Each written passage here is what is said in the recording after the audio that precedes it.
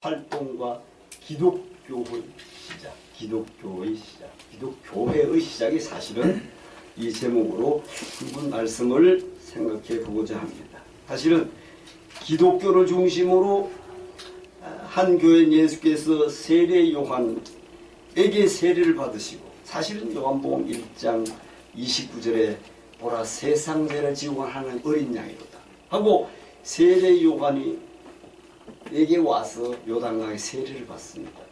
여기서부터 사실은 우리가 엄밀히 얘기하면 공생애가 시작되는 것이다. 그렇게 육체로 오신 하나님이 이제 하나님 나라의 말씀을 선포하는 것이다. 이 이제 공적으로 우리가 생각해 볼 수 있고요. 근데 우리가 강의할 때는 요한의 잡힘을 들으시고부터 말씀드렸어요. 마태복음 4장 12절 그리고 4장 17절 이때로부터 예수께서 흑암에 앉은 백성 갈릴리로 갑니다. 갈릴리 스부름과 갈릴리 납달리 지역에 가서 흑암에 앉은 백성들을 빛으로 구원시키는 줄로 믿습니다. 예수님 성천 후에 마가 요한의 다락방에 모여 기도하는데 오순절 성령이 임하심으로 주의 말씀을 깨달은 제자들이, 물론 그 가운데는 수많은 시행착오가 있었습니다. 왜냐하면 우리 같이 육체를 갖고 있고 그러기 때문에. 그래서 베드로가 성령 받고 한날에 3,000명이나 돌아오는 역사가 거기서부터 시작됐습니다. 주 예수의 이름으로 세례를 받으라. 그리하면 성령을 선물로 주시리라. 거기다가 성령을 받은 베드로가 가장 먼저 한 것이 사도행전 3장 6절에 미문에 앉은 안전뱅이. 평소에는 동전 줬어요. 기도하러 들어가다 안전뱅이 동전 주다가 성령 받고 나서 어떻게 했어요? 최초의 사건.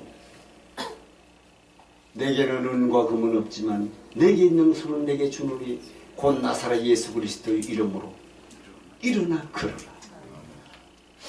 여러분, 베드로가 그냥 인간이었으면 그 말을 하겠어요. 성령의 역사 거기서부터 시작되었습니다. 이로 인해서 이후로 교회 중심은 예루살렘, 안디옥, 에베소, 알렉산드리아로 확장되어 갑니다. 그 사이에 기독교의 교회가 하나님의 영역으로 세계를 향해 복음의 열정이 계속되는 동안 주후 64년, 예수님이 돌아가신 후에 64년 만에 네로 황제의 박해로부터 303년 디오클레네디오의 황제까지, 여러분, 무려 10대에 걸쳐 핍박이 이제 시작돼요. 그래서 순교자의 피가 끊임없이 이어지는 가운데서도 하나님의 복음의 영토는 끊임없이 넓어지더라. 핍박이 있을수록 복음은 터집니다.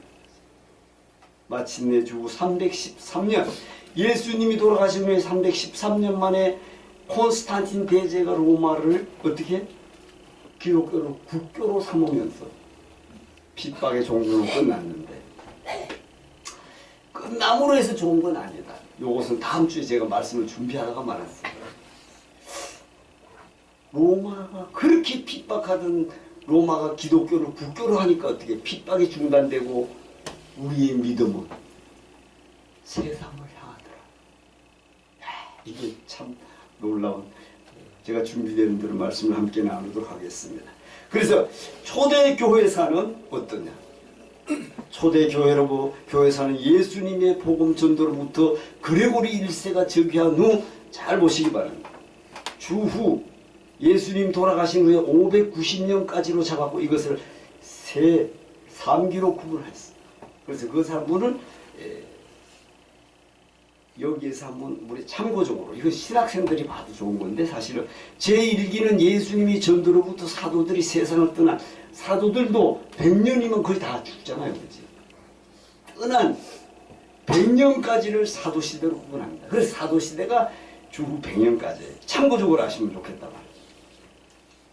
제2기는 101년부터 콘스탄틴 대제가 기독교를 공연한 313년. 예수님이 돌아가신 후에 300년 만에까지를 제2기고, 그리고 나서 제3기는 314년부터 그레고리 1세 즉위한 590년까지를 니케아 의회라고 각각 구분하였습니다. 니케아라는 건요, 그 당시 지금은 터키 지역이에요. 터키 지역이 한 지금으로 하면 부지. 그 당시에는 이게 오래됐잖아요. 오래돼가지고 사실 비티니아주라고 해요. 비티니아주. 그게 지금은 터키 지역인데 소아시아 지역에 비티니아주에서 니케아라는 지역에서 공의회가 로마의 성인으로 시작된 거예요. 그래서 여기에서 이게 이제 3기로 구분하였습니다. 그래서 그러면 사도들의 활동을 한번 보겠습니다. 주후 27년부터 예수님 돌아가신 후 27년부터 그때까지 성경이 이제 기록되고 했잖아요. 100년까지를 제1기로 보면 수많은 박해 속에서 사도들의 활동이 팔레스타인. 지금 사실 이스라엘 지역, 현재 팔레스타인 그 지역을 거기에서 유럽까지 전파됐다. 그래서 이것이 사실은 수리아, 소아시아, 헬라 지방, 헬라가 그리스잖아요. 그래 가서 로마까지 들어간 거예요. 헬라까지 가가지고 헬라가 그리스니까 그리스에서 로마까지 들어가려면 거의 다 배를 타고 건너가야 되죠. 배를 타고 하면 10시간 가야 되고. 그래서 사도 바울이 사도행전 16장 5절 6절에서 아시아에서 복음을 전하지 못하게 할 때 트로아라는 곳, 터키 지역의 트로이라고 해요. 트로이 영어로 드로아 지역에 갈 때 마게도냐 사람이 손짓 환상을 보이는 거예요. 왜 그렇다고 했죠? 여기와 빌립보하고는 거리가 너무 가까워. 거 가서 역사하시는 거예요. 너무 먼 데서는 못 알아듣잖아요. 그래서 빌립보로 바울이 가서 유럽을 변하죠. 그래서 로마서가 탄생합니다. 로마에 있는 교회들에게 그 진주 같은 로마서를 바울이 작성합니다. 그래서 기독교 신앙에서 영구한 전형적이고 권위적인 신학 성서가 이 짧은 시간에 기록됐다는 게 놀라운 하나님의 역사. 그 식민지 속에 성경이 신학이 기록됐다. 그것도 알렉산드리아는 그리스의 헬라 문화로 이 헬라어입니다. 신학은 구약은 히브리어고 히브리어 아예 이스라엘 원어고 신학은 헬라어로 기록됐다는 것도 하나님의 역사. 그 당시 헬라가 알렉산드 대왕이 세상을 지배할 때 이 문화가 퍼져나가게 했다. 참 절묘하죠. 그래서 그때 그것은 이제 일찍이 예수님이 지상에 육체로 오셔가지고 십자가에 못 박혀 돌아가셨고 영육에 함께 부활하신 예수 그리스도를 하나님의 아들로 신앙하는 전혀 새로운 종교가 여기서부터 시작됩니다. 영적 세력은 신자의 생활에 충만해졌고 그 성장 속도가 급속히 복음이 확장된 폭발적인 시대라고 볼 수 있습니다. 초대교회에서도 사도 바울의 역할은 정말 컸어요. 바울이 등장하기 이전에 예루살렘 교회의 중심이 되어 베드로와 요한, 이 예루살렘에서 활동했잖아요. 요한의 지도하에 적은 교회에 있었을 뿐인데 그 세력이 크지는 않았습니다. 사도 바울의 등장으로 전도의 세력은 그 활동 사상이 전 세계적으로 3번 전도의 여행으로 유럽이 변화됐습니다. 그래서 지금 그가 저술한 것으로 보이는 바울 서신과 누가가 기록한 사도행전, 사실은요 사도행전 누가복음에 사도행전이 붙어 있었어. 발견할 때. 그러니까 이거 누가가 썼구나. 그래서 이걸 분리해 준 거야. 이게 누가복음에 사도행전이 있었는데 공관복음, 요한복음을 뒤로 빼기는 곤란하잖아. 이건 사도들이 쓴 거예요. 그렇게 요한복음을 누가복음 다음에 붙이고 사도행전을 요한복음 다음에 붙였어요. 그래서 누가는 또 의사였잖아요. 그래서 역사를 통해서 정경이 그렇게 이루어졌습니다. 그래서 주후 60년을 전후해서 예수님 돌아가신 60년을 전후하여 어떻게 됐냐. 바울과 베드로는 로마에서 복음을 전하는 가운데 순교자의 길을 선택합니다. 왜?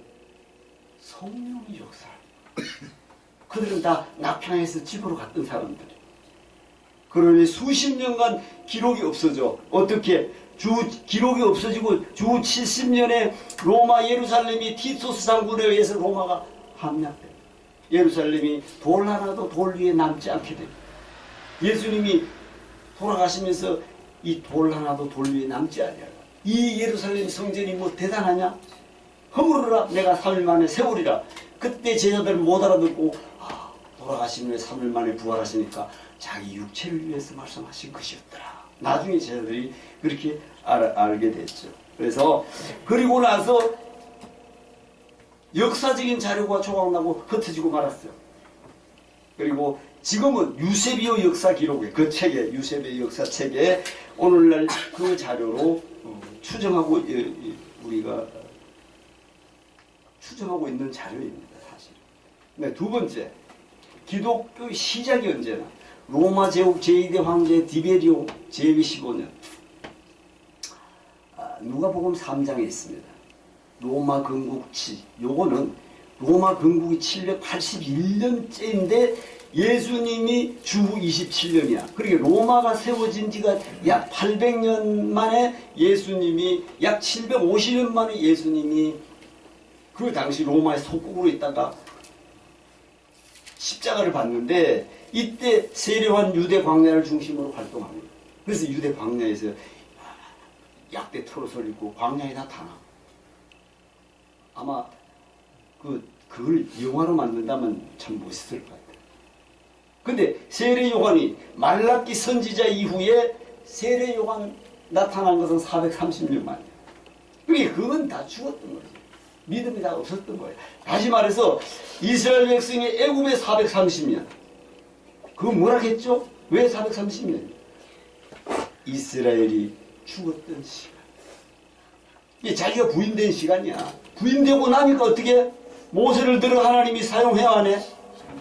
마찬가지야. 말라기 선지자 외에 모든 선지자들의 활동이 없어졌어.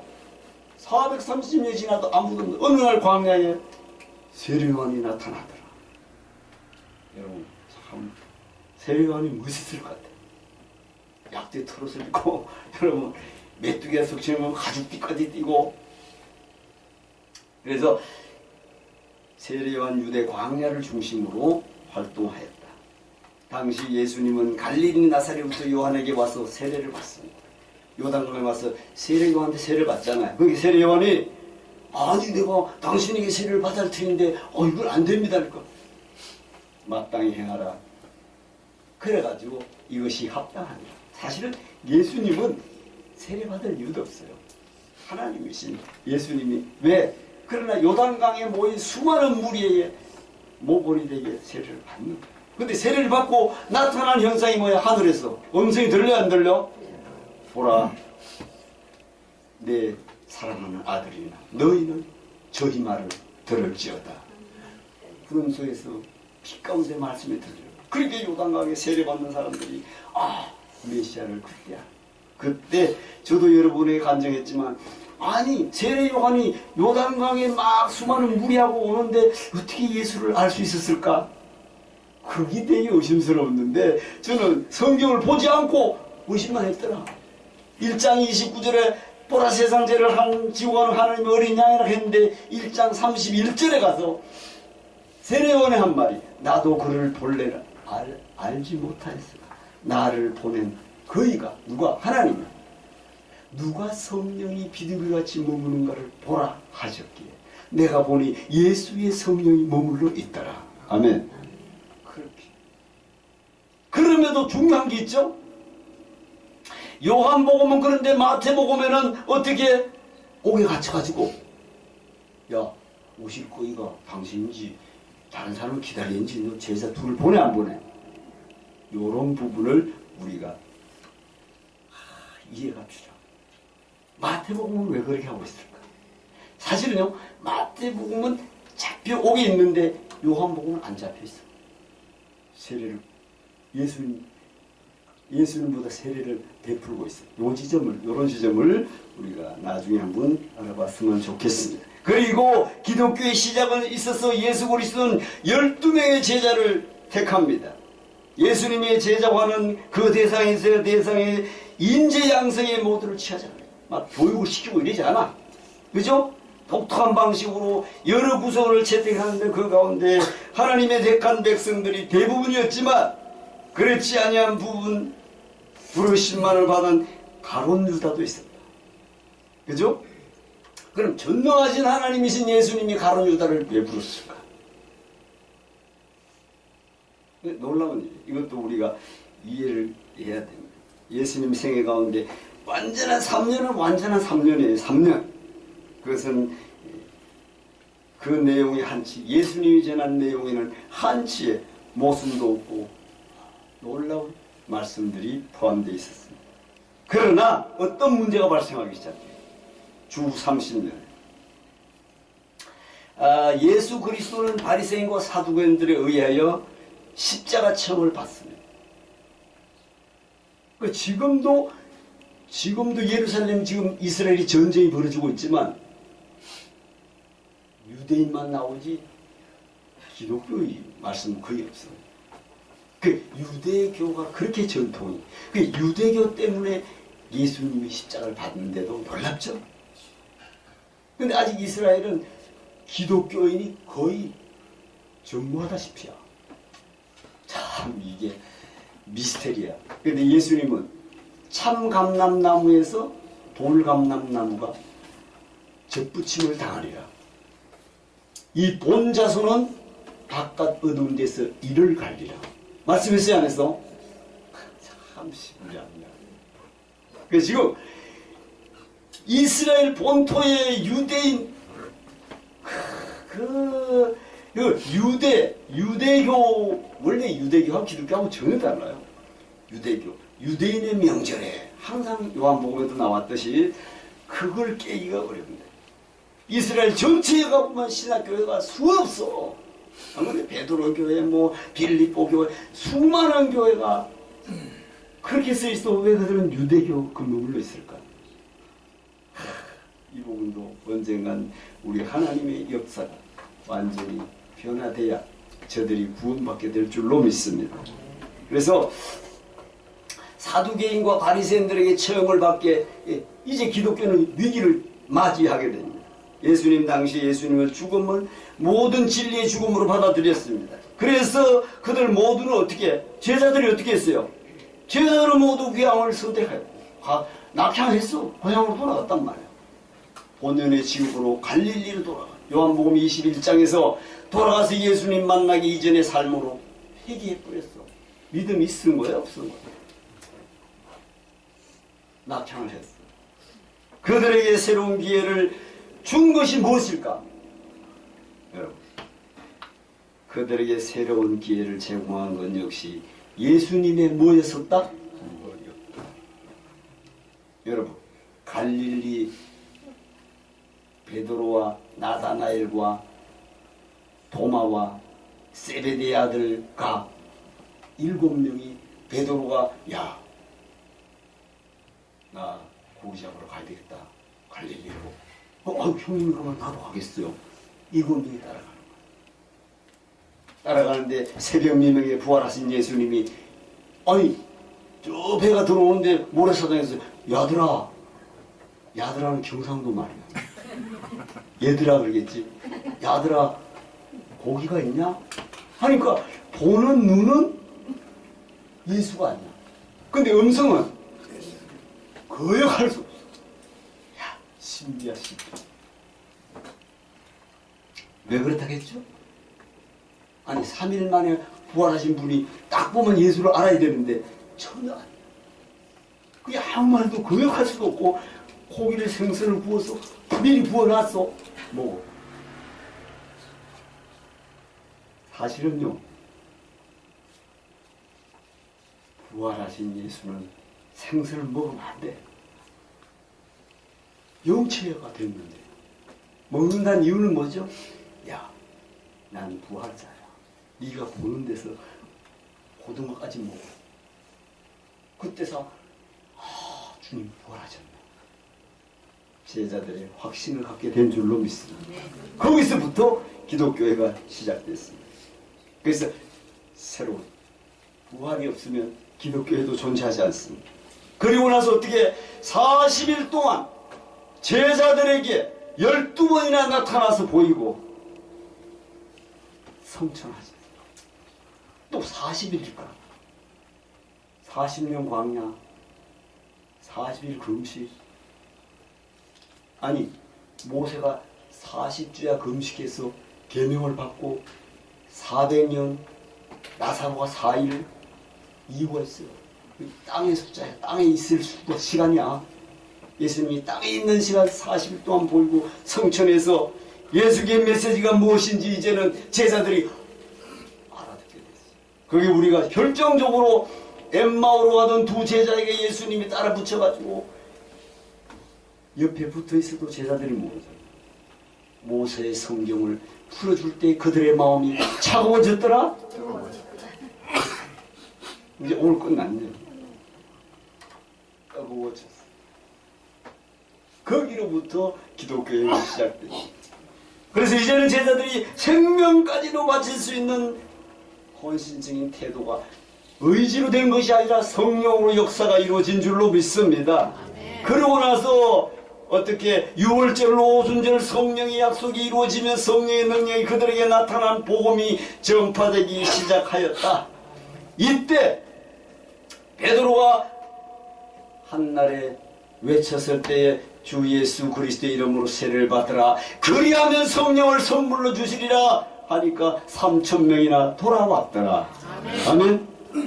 이게 성경의 역사입니다. 이것이 바로 이것이 뭐냐? 이것이 새로운 기독교의 시작을 알리는 시발점이 되는 기준이었다.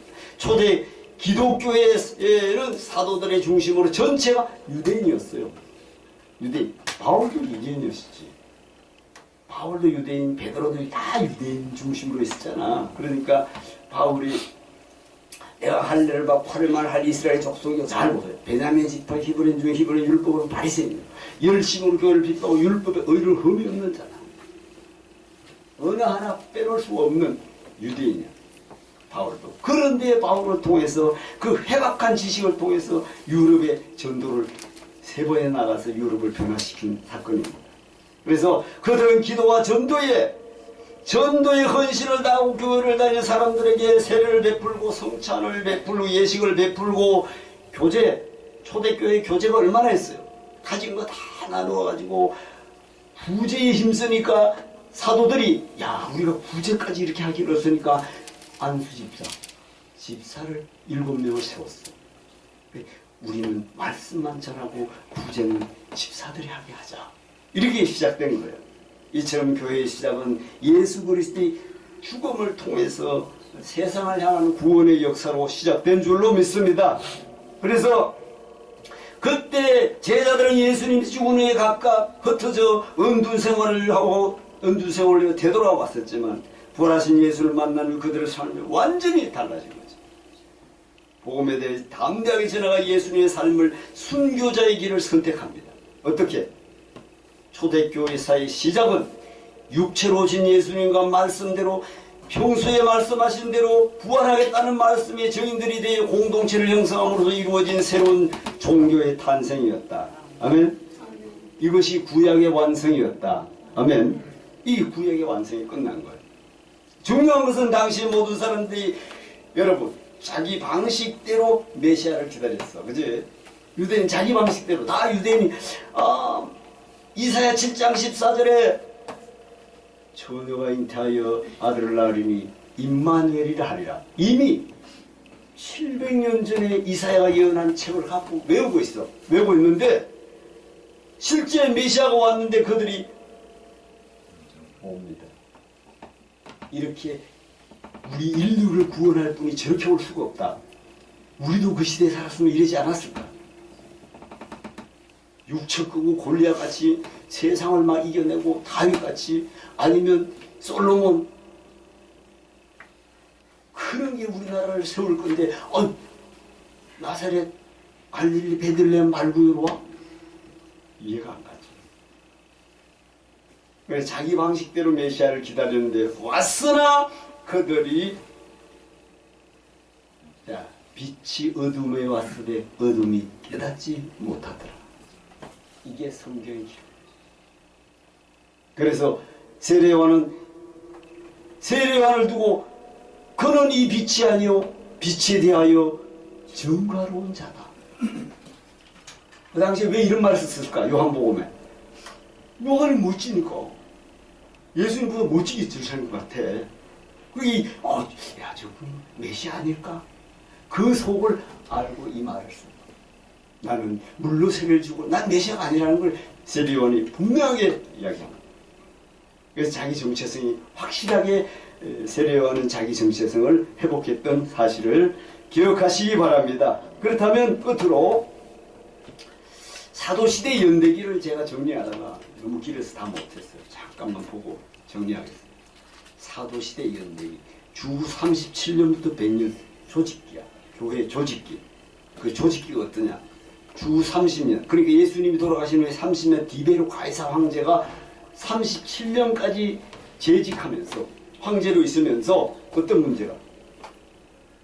자, 이때 성령 강림의 사건이 벌어집니다.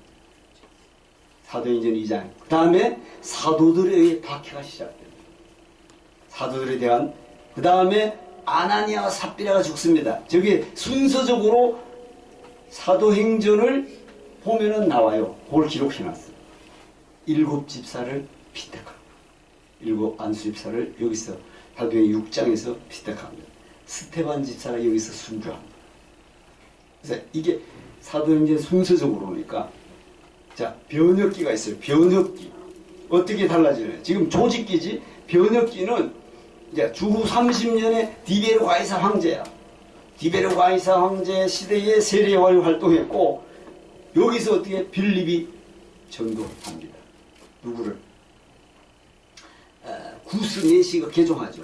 베드로 요한이 사마리아에 전도하고, 그 다음에 구스 네시 있잖아. 구스의 네시를 그 광야에서 전도하죠. 광야에서. 그 네시가 세례를 받잖아요. 그죠? 사실은요, 오늘날 장로교에서는 물을 이마에 바르고 이래서 세례받죠? 이게 왜 생겼느냐? 지금 빌립이 말 타고 가다가 여기서 세례를 주려고 하니까 사막에 물이 있어 없어? 없으니까 물이 쫄쫄 흐르는 데 가서 물을 머리에 안수하다시피 해서 세례를 준 그 기준을 삼아서 물이 없을 때 그럼 어떻게 하냐 이렇게 해서 물을 발라서 하는 건데 우리 기하성에는 침례입니다. 침례. 완전히 침례. 참고적으로 말씀드리고 그리고 나서 자 주후 34년 디베르 가이사 황제 시대에 37년까지 사울의 다메섹 회심이 있습니다. 사도행전 9장에서. 순서적이야. 베드로가 다비다를 살립니다. 그 다음에 주 37년에 갈리굴레 황제 때 41년까지인데 바울의 예루살렘 임차 방문이 시작되고 주 44년에 글라우디오 황제 때 54년까지 요한의 형제 야고보가 예루살렘에서 참수 순교를 당합니다. 주 45년에 글라우디오 황제 때 또 어떻게 대기근이 나가지고 대기근 때 기독교를 핍박하기 시작했죠. 그래 바울의 예루살렘 2차 방문이 시작되고 자 확장기일만 보고 하고 나머지 여러 가지 있습니다만 요거만 보고 기도하겠습니다. 확장기는 기독교가 어떻게 확장됐느냐? 주 47년과 49년 글라우디오 황제 때 바울의 제1차 전도여행 때가 확장 시작이었죠. 그리고 49년에 글라우디오 맹황제 때인데 예루살렘 공회 사도회의가 시작돼요. 예루살렘 공회에서 그 다음에 주 50년, 52년에 글라우디오 맹황제 때 어떻게 바울의 2차 전도여행이 시작됩니다. 이게 역사죠. 그 다음에 54년, 58년 네로 황제 때에 사실은 네로 황제 때에 베드로도 굉장히 고난을 당했고 바울의 3차 전도여행이 시작됩니다. 그 다음에 네로 황제 때 바울이가 체포됩니다. 체포되고 그 다음에 똑같은 네로 황제 59년에 베스도 유다 총독이 됩니다. 성경에 기록되어 있습니다. 베스도가 유다의 총독이 됐는데 바울에게 야 당신이 말이야 가이사에게 소송을 안 했으고 나한테 했으면 내가 풀어줄 수 있는데 나보다 높은 사람한테 해서 내가 야 가이사 앞에 네가 서야 되는 거 할 수 없다. 왜 그렇게 했냐 이렇게 성경에 기록해놨어. 그런데 그 가이사 앞에 소송을 거는 것도 그냥 신분으로 안 돼. 하나님의 역사인 줄로 믿습니다. 그래서 베스도가 유다 총독이었다는 것이 나오고 바울의 로마 여행을 하는데 59년 네로 황제 때에 바울의 로마에 투박됩니다. 로마 옥에. 그리고 나서 주의 형제 야고보가 순교당하고 네로 황제 때 바울이 석방되고 사실은 68년이죠. 바울이 나중에 3년 후에 순교를 당합니다. 그것은 이제 굉장히 환란기가 있는데 그거 다 여러분에게 보여줄 수가 없고 결론입니다. 이처럼 교회의 시작은 합도 예수 그리스도의 희생적 죽음을 통한 온 세상을 향한 구원의 뜻입니다. 부활하신 예수님을 만난 후 그들의 삶은 완전히 바뀌어졌으며 복음을 담대히 전하다가 예수님의 삶을 따라 순교자의 길을 선택하였습니다. 초대교회의 시작은 바로 예수님의 생애와 죽음, 부활, 그리고 성령의 역사를 통해서 새로운 종교적 탄생이 시작된 것입니다. 아멘.